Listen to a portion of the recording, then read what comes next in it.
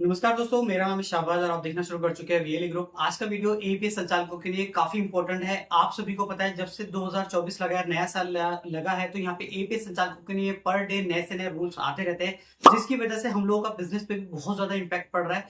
आज का वीडियो अगर आपने पूरा नहीं देखा, एपीएस संचालक है तो बहुत बड़ा लॉस आपको हो सकता है। अगर आप एपीएस संचालक है, L0 और L1 का आपको पता है वो नियम आ चुका है, वो तो एक पुराना हो गया, लेकिन आज का जो नियम है वो आप सभी संचालकों को जान लेना है। तो जितने भी संचालक आपके लिस्ट में है, उन लोगों को जरूर से वीडियो फॉरवर्ड कर दिए ताकि उन लोगों को भी जानकारी हो जाए। और चैनल पे नए, चैनल को सब्सक्राइब जरूर से कीजिए, वीडियो को लाइक जरूर से कीजिए, क्योंकि सब्सक्रिप्शन एक नंबर है दोस्तों, वहां से मुझे ज्यादा से ज्यादा मोटिवेशन मिलता है और मैं आपके लिए नए से नए टॉपिक ढूंढ करके, चाहे छोटा सा टॉपिक हो, मैं आपको जरूर इन्फॉर्मेशन देने की कोशिश करता हूँ और काफी इंपॉर्टेंट आपको समझाता हूँ कि या आपको कैसे किसमें जो है बचना है, ताकि आपके साथ कोई भी लॉस प्रॉब्लम नहीं हो।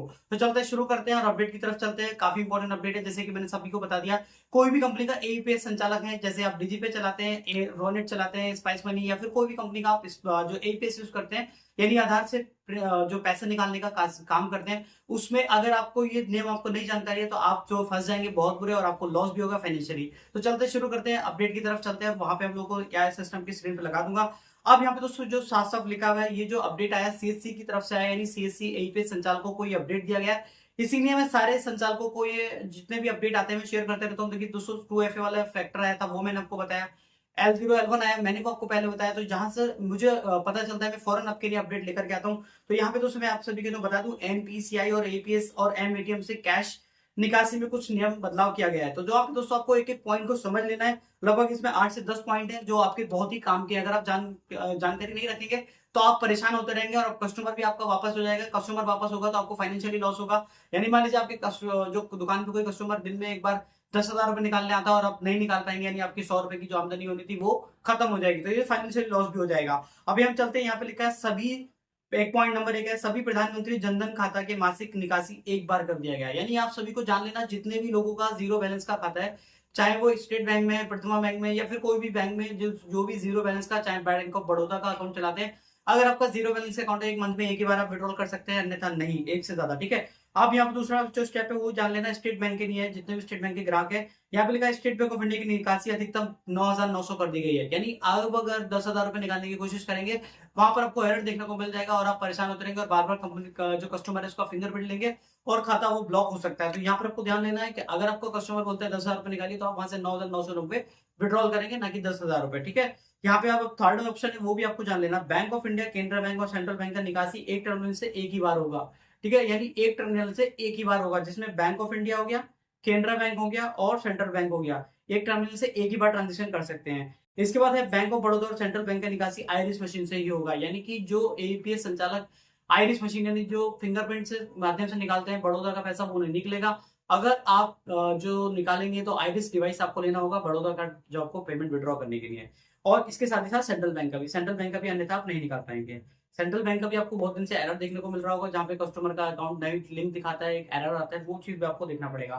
किसी भी बैंक का निकासी 24 घंटे में एक ही बार होगा। अब यहाँ पे जान लेना आपको जरूरी है, बहुत ही इंपॉर्टेंट पॉइंट है। इसको मैं अपने टेलीग्राम चैनल पे डाल दूंगा, वहां से रीड कर लीजिएगा और एक बार अपने सामने लगा लीजिएगा ताकि आपको याद रहे। तो यहाँ पे आपको मैं बता दूं, जैसे क्या होता था, कोई कस्टमर आपकी दुकान पे आज आया, मान लीजिए आप उसने 10,000 रुपए निकाल लिए, कल को वो फिर आया किसी भी समय, उनने 10,000 रुपए फिर निकाल लिए, 5,000, 4,000, जितनी भी उसकी रिक्वायरमेंट थी, मैक्सिमम 10,000 की वो निकाल ली। लेकिन अब दोस्तों क्या रूल आ गया, अब आप 24 घंटे के बाद ही ट्रांजेक्शन कर सकते हैं। मान लीजिए आप किसी ने, कस्टमर ने 4 बजे शाम को पैसे निकाले, तो अगले दिन 4:30 बजे, यानी 4 बजे के बाद ही वो पैसे निकाल सकता है, इससे पहले वो पैसे नहीं विड्रॉ हो पाएंगे।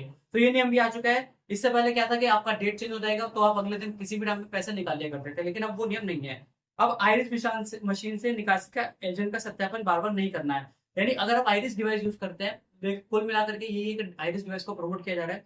अगर आप आइरिस डिवाइस करते हैं तो आपको जो बार बार जो अपना स्कैनर आपको स्कैन करना पड़ता है, फिंगरप्रिंट, वो आपको नहीं करना पड़ेगा। आप एक ही बार सुबह लॉगिन करके छोड़ देंगे और आपका जो है वो निकासी होती रहेगी। अब इसके बाद एमएटीएम से 24 घंटे में अधिकतम एक ही बार 10,000 रुपए तक का लेन देन होगा। यानी एमएटीएम से केवल केवल, वो तो बहुत कम लोग यूज करते हैं, 24 घंटे में एक बार 10,000 निकल सकते हैं। ये तो आपको पता ही होगा। 8वां स्टेप, 30 जून तक L0 डिवाइस काम करेगा और 1 जुलाई से L1 डिवाइस काम करेगा। आपको फिर से बता दूं, L0 डिवाइस जितनी भी डिवाइस थी, मंत्रा, मोरफो, स्टार्टेक, जो भी L0 डिवाइस थी, एक बार चेक कर लीजिएगा अपना सीरियल नंबर डाल करके, L0 है या L1 है, तो वो L0 आपकी बंद हो जाएगी, जिसकी डेट है आखिरी 30 जून। इसके बाद जो है आपको L1 डिवाइस परचेस करनी है, उससे पहले पहले कर लीजिए ताकि आपका जो काम नहीं रुके। इसके बाद है निकासी का सुबह 7 बजे से रात 10 बजे तक, यानी आप 10 बजे के बाद और सुबह 7 से पहले निकासी नहीं कर पाएंगे। 10वां स्टेप है हर किसी का, ये तो रजिस्टर रखना तो जरूरी है, वो तो आप सभी रखते हैं। तो दोस्तों ये सारे इंपॉर्टेंट पॉइंट मैंने आपको एक्सप्लेन कर दिए, बहुत डीपली मैंने समझाया, आपको समझ में आ गया होगा। बाकी दोस्तों में जरूर से बता दीजिए, ताकि चाहे वीडियो फॉरवर्ड नहीं करना चाहते तो मत करें, लेकिन हम जरूर से इन्फॉर्मेशन दे दें ताकि लोगों को रूल्स पता चल जाए और वो विड्रॉ कर पाए। क्योंकि बहुत सारे लोगों को मैं क्वेश्चन देख रहा हूँ, जितने भी ग्रुप्स में मैं जुड़ा हूँ, कि 10,000 विड्रॉ नहीं हो रहे हैं तो वहां पे परेशान है। तो ये चीज उन लोगों को जानकारी होनी चाहिए क्यों नहीं हो रहा है और इसके पीछे रीजन क्या है, वो ताकि अपना जो काम है, जो छोटा मोटा काम वो कर रहे हैं, उनको उसका प्रॉफिट मिलता रहे। तो ये सभी आप सभी की जिम्मेदारी है ताकि लोगों को पहुंचा सके। तो वीडियो अगर इन्फॉर्मेटिव लगी, ज्यादा इन्फॉर्मेशन आपको अच्छी लगी है, तो वीडियो को लाइक करने के साथ साथ बाकी दोस्तों शेयर कीजिए। कोई क्वेश्चन है कमेंट करके जरूर से कीजिए। बाकी मिलते हैं नेक्स्ट इन्फॉर्मेटिव अपडेट के साथ, तब तक के लिए bye bye, take care, thank you so much watching and keep watching.